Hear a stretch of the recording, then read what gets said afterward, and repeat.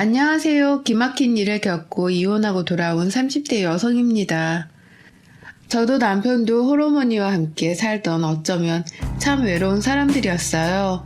어렸을 때라 그런지 부모님의 이혼이 너무 받아들이기 힘들었고 아빠가 없다는 게 저로서는 도무지 받아들이기가 버거운 일이었습니다. 친구들은 아빠와 함께 자전거를 타고 알려주고 하는데 저는 자전거도 제대로 타보지도 못하고 또 어린 게 자존심이었는지 나는 자전거 타는 게 싫어 라고 외치면서 늘 배우는 것도 거부했던 것 같아요. 그렇게 솔직히 방황도 조금 했습니다. 아빠가 없는 집에 들어가기도 싫었고 심지어 제가 외동이라서 아빠도 없는데 나는 왜 형제도 없는 걸까 하며 늘 울다 지쳐서 집에 들어가곤 했던 기억이 있습니다. 지금 와서 생각해보면 정말 가장 속이 썩었을 건 저희 엄마인데 제가 너무했지 싶어요. 그래도 머리가 크면서부터 엄마에 대한 감사함과 죄송함에 최선을 다해서 저희 엄마를 보호하고 행복하게 해드리려고 애를 참 많이 썼습니다. 이런 저와 똑 닮은 한 사람을 만났는데 그게 바로 제 남편이었어요. 부모님의 이혼을 저처럼 받아들이지 못했고 외동아들, 홀어머니인 것, 저와 다 똑같은 상황이라서 어쩌면 우리 두 사람 참 외롭고 힘든 시간을 보냈다고 서로가 서로에게 힘이 되어주라고 만나게 해줬나 보다 막 이런 생각을 하면서 그 사람과 연애를 했고 3년을 채운 뒤 결혼을 했어요. 저희 두 사람이 결혼하면서 양가 어머님들께 홀로 계시는 게 영 마음에 쓰여서 두 분도 이사하시고 저희도 집을 구해서 30분 남짓한 거리에 모두가 살았습니다. 두 어머니가 잘 지내주셔서 저희 없이도 두 분이서 차도 마시고 맛있는 식사도 하시고 쇼핑도 하고 친한 친구처럼 지내주셔서 더할 나위 없이 감사했고 이 결혼 생활이 참으로 소중하고 귀하게만 느껴졌습니다. 주말이 되면 두 어머니들 모시고 좋은 곳 가서 좋은 거 보고 먹고 그렇게 시간을 보내기도 하고 결혼 생활이 너무나도 만족스러운 탓에 주변에도 늘 결혼을 강력하게 추천해주곤 했습니다. 이 행복이 오래도록 지속이 되었다면 정말 좋았겠지만 행복이 그렇게 오래가진 않더라고요. 여자의 직감이라는 게 정말 무시할 게 아니라는 걸 이번 사건을 통해서 뼈저리게 깨우치고 말았습니다. 남편이 딱 특정할 수 있는 건 없지만 뭔가를 숨기고 있다는 느낌을 강하게 받았어요. 분명 뭔가 있는데 있는 것 같은데 라는 생각을 했지만 딱히 결정적인 증거 같은 게 있는 게 아니라서 자꾸 찜찜한 기분만을 가지고 살았습니다. 남편의 이상한 행동들은 그냥 진동이 울리길래 전화 받으라고 건네주려고 핸드폰을 쓱 들었는데 그럴 때마다 남편이 막 기겁을 해요. 여보, 당신 전화 계속 오는데 받아봐. 아, 이걸 왜 만져? 내 핸드폰인데. 다음부터는 함부로 손대지 마. 아니, 그냥 전화가 계속 울리는데 모르던 것 같아서. 글쎄, 내 핸드폰에 손 대지 말라고. 저 또한 남편 핸드폰에 전혀 관심도 없는데 저렇게 질색팔색을 하니까 솔직히 오히려 더 수상하다는 생각이 들더라고요. 이뿐 아니라 결혼하고 칼퇴를 밥 먹듯이 하던 남편이 조금씩 이런저런 핑계로 귀가 시간이 늦어져서 설마 이 인간 바람이라도 피는 건가 싶은 마음에 남편의 행동들을 아주 주의 깊게 살펴봤습니다. 그런데 하루는 술을 잔뜩 마시고 들어와서 저에게 이런 말을 하더라고요. 미연아, 넌 내가 어떤 사람인 것 같아? 왜 이래? 술 많이 마셨어? 얼른 씻고 자. 그냥 미연아, 말해줘. 내가 어떤 사람이었다고 해도 너는 나 믿어주고 사랑해줄 거지? 안 그래도 당신 요즘 이상하다 싶었는데 뭐야? 무슨 일 있지? 말해봐. 아니야, 무슨 일은 무슨. 그냥 요즘 조금 답답하고 그러네. 무슨 일이 있는 것 같은데 말하기 곤란한 거야? 난 늘 당신 편이니까 무슨 일이든 나랑 같이 해. 나는 그럴 수 있으니까. 그래, 고마워. 역시 내 마누라지. 우리 내일 외식하자. 내가 예약해 둘 테니까 오랜만에 분위기 좀 내보자. 그래, 알겠어. 얼른 자자. 남편이 뭔가 저에게 말을 하려는 것 같았으나 말을 이어가지를 못했어요. 그래도 천천히 이 사람을 기다려줘야겠다 싶어서 다그치진 않았습니다. 이날을 계기로 뭔가 일이 있는 건 확실하다는 생각이 들었고, 조금 시간이 걸려도 천천히 입을 열 때까지 기다려주기로 했죠. 그 다음날 오랜만에 근사한 곳을 가서 스테이크도 썰고 와인도 마시고 기분 좋게 배불리 먹고 들어와서 2차로 맥주 한잔 하자는 남편의 말에 오징어도 굽고, 그렇게 간단한 2차 준비를 하고 앉았고 충격적인 얘기를 들었어요. 미연아, 내가 너한테 하지 못한 말이 있어. 사실 내가 결혼하기 전에 만났던 사람이랑 동거를 했었어. 그치만 동거를 하면서 서로 너무 안 맞았고 그 시간들이 너무 후회스러워서 결국 끝이 났고, 그렇게 시간이 흘러 당신을 만나서 결혼한 건데, 사실 이 얘기를 해야 할지 말아야 할지 고민이 정말 많았지만 당신이 들으면 나한테 실망하고 날 싫어할까봐 그게 너무 무섭고 두려워서 말하지 못했어. 동거를 했었다고? 얼마나 만나고 얼마나 했었는데? 1년 정도 만났었고 동거는 4개월하고 그렇게 아예 그 사람이랑은 끝이 났었어. 정말 미안해 미연아. 실망했지. 솔직히 실망하지 않았다면 거짓말이지만 어쩌겠어. 이미 지나간 과거이고. 그런데 이제 와서 이 얘기를 오픈하는 이유가 있을 것 같은데 맞아? 뭔데 그 이유가? 나도 지금 너무 혼란스럽고 힘든데 미연이 너가 충격받을까봐 입이 떨어지질 않네. 그러니까 그 여자가 연락이 왔어. 그런데 사실 나랑 헤어졌을 때 임신 중이었고 자존심에 말하지 않고 혼자 키웠다고 하네. 그리고 내가 당신을 만난 것도 알고 결혼까지 하고 나니까 조금 속이 쓰렸나 봐. 아이 키우기에 양육비를 보태라고 연락이 왔어. 뭐라고? 얘가 있다고? 아니 그걸 당신이 모를 수가 있어? 이게 무슨 일이야 대체? 사실 나도 지금 너무 혼란스러워서 뭐가 뭔지는 모르겠는데 유전자 검사를 해봤더니 내 아이가 맞더라고. 미연아 미안해. 그래서 지금 당신은 어쩌겠다고 나한테 말하는 건데? 뭘 어쩌겠다는 건 아니고 이 사실을 당신에게 말하는 게 맞다고 생각을 했고, 들어보니 혼자 애 키우느라 너무 힘든 것 같아서 매달 얼마라도 양육비를 보태주는 게 맞겠다 생각을 했거든. 근데 우리가 돈이 공용으로 쓰고 있으니까 당신 의견을 물어봐야 하니까. 진짜 마른 하늘에 날벼락을 맞은 듯 멍해지고 어이가 없더라고요. 솔직히 그 여자도 멋대로 아이를 낳았고 둘이 헤어지고 저를 만나기까지 텀이 6개월이나 있었는데 그동안에도 말이 없다가 이제서야 저랑 결혼해서 잘 사는 듯 보이니 배가 아파서 저러나 막 이런 생각밖에 안 들었습니다. 남편이랑 더 얘기해봤자 해결될 것도 없겠다 싶었고 그 여자와 저희 부부 이렇게 셋이 만나게 되었어요. 안녕하세요. 이철수 씨 와이프 김미연이에요.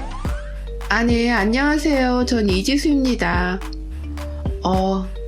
우선 얘기를 다 듣고 나온 거고 애기가 지금 3살이라고 했죠?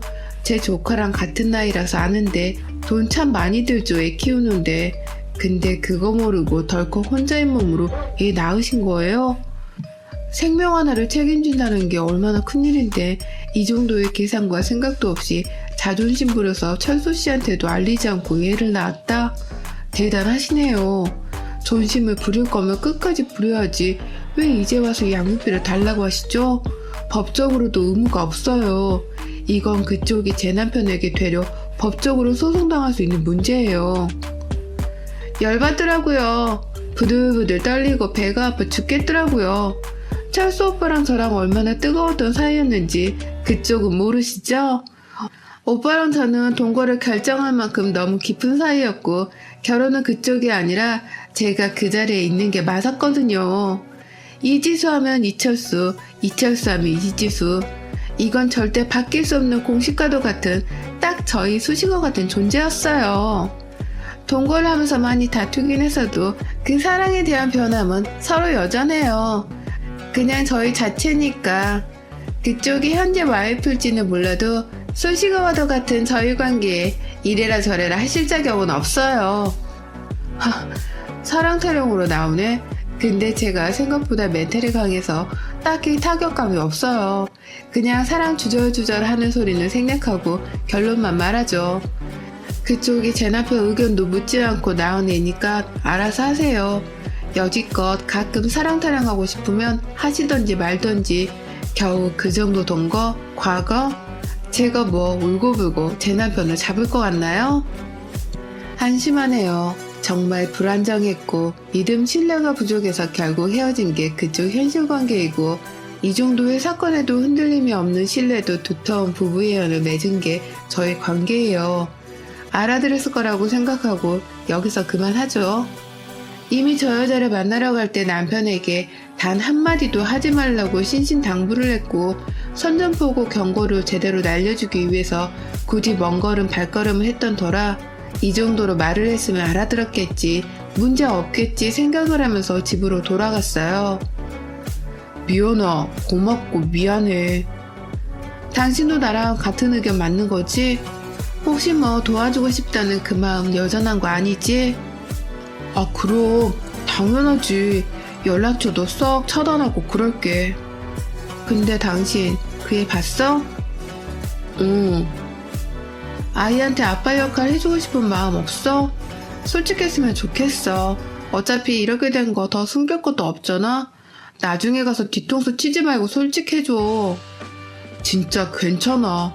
그냥 저 애구나 이런 생각만 들었고, 내가 키운 것도 아니고 존재도 몰랐어서 그런지 괜찮더라고. 남편이랑은 이렇게 정리를 했고, 굳이 이 사실을 두 어머니께 알리진 않았습니다. 뭐 좋은 일이라고 동네방네 떠드나 싶어서 저희 부부선에서 정리를 하려고 했죠. 너무 이상할 정도로 조용한 나날들이 시작되었지만 저는 그냥 이 평온함을 즐기면서 남편과 조금 틀어진 믿음과 신뢰를 다시 쌓고 다시금 단단해지려고 노력을 많이 했습니다. 그리고 저희도 이세를 준비하면서 더 이상 우리 부부에게 큰 문제는 없을 거라고 그렇게 믿고 또 믿었어요. 스트레스도 풀 겸 지인을 만나서 쇼핑을 하고 밥 먹고 그렇게 시간을 보내다 날도 추워지고 해서 저희 친정엄마 거 스카프 하나를 사다 문득 시모가 생각나서 시모꽃도 하나 더 사고 얼굴도 볼 겸 겸사겸사 시댁으로 갔습니다. 평소에도 비밀번호를 오픈하고 늘 누르고 들어갔기에 그날도 당연히 누르고 깜짝 서프라이즈로 시댁에 갔는데, 꼭 오늘 시댁에 가고 싶던 여자의 직감은 정말 무시할 수 없었는지 엄청난 광경을 보게 되었습니다. 그 여자랑 시모 그리고 아이와 남편이 밥을 먹고 있더라고요. 그것도 너무 편안한 차림으로 말이죠.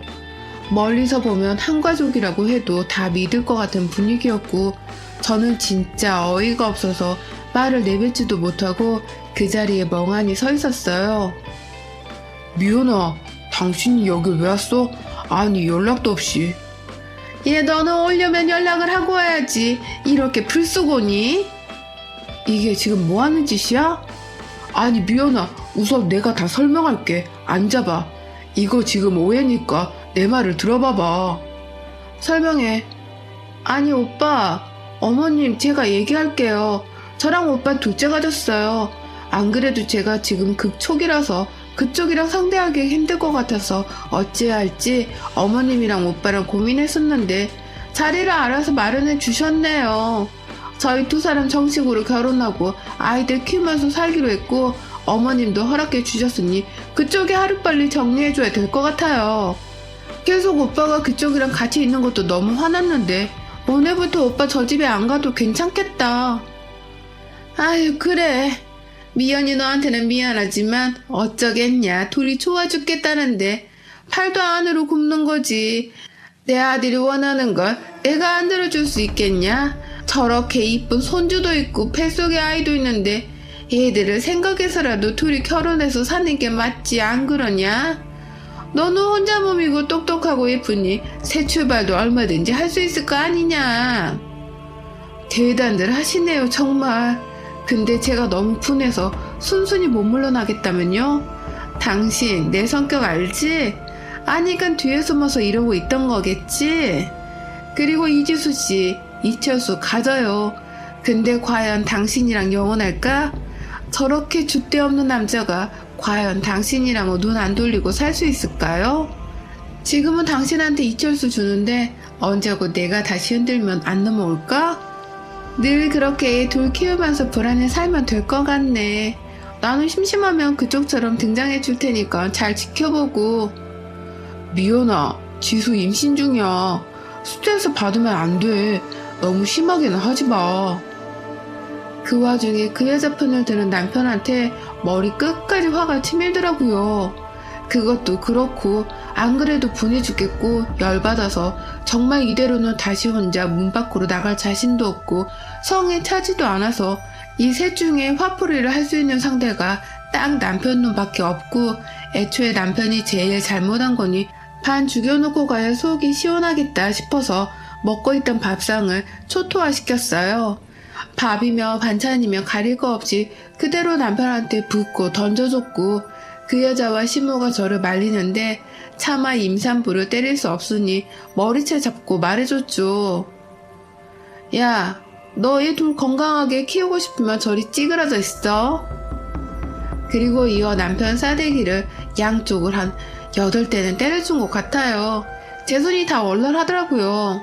너 같은 것도 남편이라고 믿고 그래도 부부라고 잘 살아보자고 눈 감아주려고 했더니 이렇게 뒤통수를 쳐? 난 살 건데 너는 오늘 죽자 내 손에. 이렇게 싸대기를 있는 힘껏 때려줬고 말리던 시모가 제 머리를 잡고 마구마구 흔드는 개싸움이 났는데 생각해보니 이 사람도 이제는 제 시모도 아닌데 왜 대우를 해줘야 되나 싶어서 똑같이 머리채 잡고 휘어잡다 소파로 던져버리고 주방에 가서 쌀통을 들고 와서 시모랑 그 여자한테 뿌려줬습니다. 너네 같은 쓰레기들은 이런 귀한 쌀 한 톨도 먹을 자격이 없어. 쓰레기들끼리 잘 모여 살고 꼭 벽에 똥칠하도록 살아라. 알겠어? 이게 정말 미쳤나? 너 뭐하는 짓이야? 이게 무슨 주태야? 저기요, 아직 시작도 안 했어요. 여기까지 하고 나왔냐고요? 아니요, 절대 성에 차지 않았기에 집안을 말 그대로 초토화시키고 나왔습니다. 저를 남편이 말리면 싸대기를 있는 대로 때려줬고 더 이상 저를 말리지 않더라고요. 침실로 들어가 보니 시모의 기존의 방이 아닌 완전 신혼부부 침실로 꾸며지고 애기 침대까지 있더라고요. 거기에 그 전에 찍었던 아주 추억이 가득한 지들의 사진들과 아이랑 이번에 새로 찍은 듯 보이는 가족사진, 뱃속에 있다는 그 아이의 초음파 사진 등등 아주 안락하게도 꾸며놨더라고요. 눈이 뒤집히고 속에서 천불이 나고 너무 아팠고 이 모든 걸 제 손으로 다 부수고 싶었죠. 교양, 자존심? 그런 거 이미 바닥으로 내던진 지 오래였기에 복수라도 해주고 싶었던 것 같아요. 화장대부터 시작해서 싹 쓸어서 바닥으로 다 뒤집어 버렸고 제가 이렇게 과격한 행동을 하니 방 안에 있던 애가 나와서 울더라고요. 아무리 화가 나서도 저도 사람인 건지 저 어린애가 나와서 무섭다고 우는데 같이 눈물이 나더군요. 지 새끼가 나와서 무섭다고 우니까 그 여자는 제발 그만하라고 소리를 치고 시모도 저한테 미친년이 따로 없다고 경찰 부르라고 난리를 치는데 제가 바닥에 주저앉아 우니 그 사람이 저를 껴안으면서 말하더라고요. 미연아, 정말 미안해. 내가 정말 너한테 평생 속죄하면서 살게. 정말 미안해. 이렇게 끝이 나면 참 좋았겠지만 이세 준비를 하던 중에 벌어진 일이었고 뒤늦게 이혼 준비를 하던 중에 제 임신 사실을 알게 되었어요. 하늘이 무너지는 것 같았고 정말 딱 더 이상 숨쉬기 싫었던 그 비참한 심정으로 저 홀로 사실을 알리지 않은 채 키우려 했지만 그 사람에게 알리고 싶더라고요. 그래서 말했어요. 철수씨, 나 임신이래. 뭐? 그게 정말이야? 당신 둘째랑 비슷하네. 아니, 우선 내가 갈게, 집으로. 잡을 생각? 다시 만날 생각? 죽어도 없었죠. 저런 버러지 같은 사람이랑 아이를 낳고는 절대 못 살죠. 당연히 제가 홀로 이 아이를 책임지고 키우려고 했지만 그 여자도 남편도 시모도 모두 제가 겪는 고통을 느꼈으면 하는 마음으로 알린 겁니다. 그 짧은 사이에 그 여자랑 살면서 너무나도 힘들었던 남편은 제발 우리 다시 잘해보자며 저에게 빌었습니다. 정말 소름이 끼쳤습니다. 미연아, 정말 내가 미쳤던 것 같아. 그냥 나는 솔직히 지수보다는 애들 때문에 애들이 하나도 아니고 둘이니까 내가 책임지는 게 맞다고 생각을 했던 것 같아. 근데 도저히 지수 쟤랑은 못 살겠어. 이렇게 당신이 임신도 한 거 보니 하늘의 뜻인 것 같아. 내가 평생 당신 곁에서 아이랑 당신을 위해서만 살 테니까 우리 모든 걸 다 다시 시작해보자, 여보. 이제서야 안 맞니, 그 여자랑? 당신은 너무 멀리 갔어. 당신에게 말한 이유는 평생 괴로워하면서 살으라고 단 하루도 마음 편한 날 없이 그렇게 어딘가에서 자라고 있을 네 아이와 네가 처참하게 버린 여자를 떠올리면서 그렇게 살아. 울고 불고 난리를 치는 남편과 이 소식을 접한 시모는 저에게 장문의 문자와 전화가 미친 듯이 왔고 후에 알게 된 내용인데 저 여자가 시모와 남편이랑 매일같이 싸우고 너무 안 맞았다고 하네요. 가정적이지도 못했고 그래서 결국 이 둘은 시작도 못하고 쫑이 났고 그 가졌다는 둘째도 그 여자가 아이를 지워버렸다고 해요. 발목 잡으려고 했는데 너 같은 거랑 못 살겠다며 얘도 필요 없다고 지웠다는데 과연 이게 아이를 키우는 엄마 입에서 나올 수 있는 말인지 너무 충격적이긴 했지만 임신 중이었기에 최대한으로 신경을 쓰지 않으려고 애쓰며 시간을 보냈습니다. 하루가 멀다 하고 시모와 남편이 찾아와서 빌고 또 빌고 그러는 동에 스트레스가 너무 심해졌고 혹여나 아이에게 악영향이 미치지 않을까 싶어서 친정엄마랑 상의 끝에 주거지부터 연락처 모든 걸 싹 옮겨버렸습니다. 제가 어디 있는지를 알면 언제 어떤 방법으로 저와 아이에게 접근할지 모른다는 생각에 그게 너무 싫었거든요. 친정엄마랑 더 큰 집으로 이사를 하고 함께 살기로 했는데 처음에는 저희 엄마께서 너무 무너지시고 힘겨워하셨지만 제가 씩씩하게 잘 견뎌내는 모습에 엄마도 조금씩 힘을 내고 계시더라고요. 엄마가 제 친구이고 남편이고 아빠이고 엄마이고 그렇게 저희 두 사람과 아이 이렇게 살고 있습니다. 아이가 태어나고 제가 정말 아무것도 몰랐기에 힘들었던 부분이 한두 개가 아니었는데 친정엄마 찬스로 함께 아이를 키워나가고 있어요. 아이를 키우기 위해서 벌이가 있어야 하기 때문에 고심 끝에 집 근처에 가게를 내서 엄마랑 저랑 교대로 한식집 하나를 운영하면서 살고 있답니다. 사실 태어나서 가장 불행했고 아팠던 일이었거든요. 남편을 정말 많이 사랑했고 신뢰했고 존경도 해서 처음 저 사실을 알았을 때도 속상함에 나몰래 참 많이 울었지만 그래도 우리 부부가 잘 헤쳐나가면 된다고 생각을 했기 때문에 그렇게 해보려고 했지만 결국 이렇게 제 뒤통수를 치고 그 여자를 택한 남편 때문에 모든 게 무너졌던 것 같습니다. 지금이야 뭐 사랑이랑 감정이나 미련 같은 것도 없을 만큼 저희 친정엄마와 아이만 바라보면서 그렇게 살고 있지만 아이 얼굴을 보면 그 사람이 얼굴이 겹쳐서 그럴 때는 가끔 그때의 감정이 떠오르긴 해요. 그 사람은 참 많이 닮은 아이지만 인성만큼은 그 사람을 닮지 않기를 바라서 귀한 아이만큼 오냐오냐 하지 않고 올바르게 성장시키기 위해서 노력하는 엄마가 되려고 해요. 그리고 아빠의 빈자리를 느낄 틈 없이 온몸을 다해 사랑으로 이 아이를 예쁘게 키우려고 합니다. 제 사연이 답답하기도 하고 폭력적인 게 있어서 놀라기도 하셨을 테지만 우리 아이가 건강하고 올바르게 예쁘게 성장할 수 있도록 그리고 제가 좋은 엄마가 될 수 있도록 많은 응원 부탁드리겠습니다. 여러분의 생각은 댓글로 남겨주세요. 오늘도 시청해주셔서 정말 감사합니다.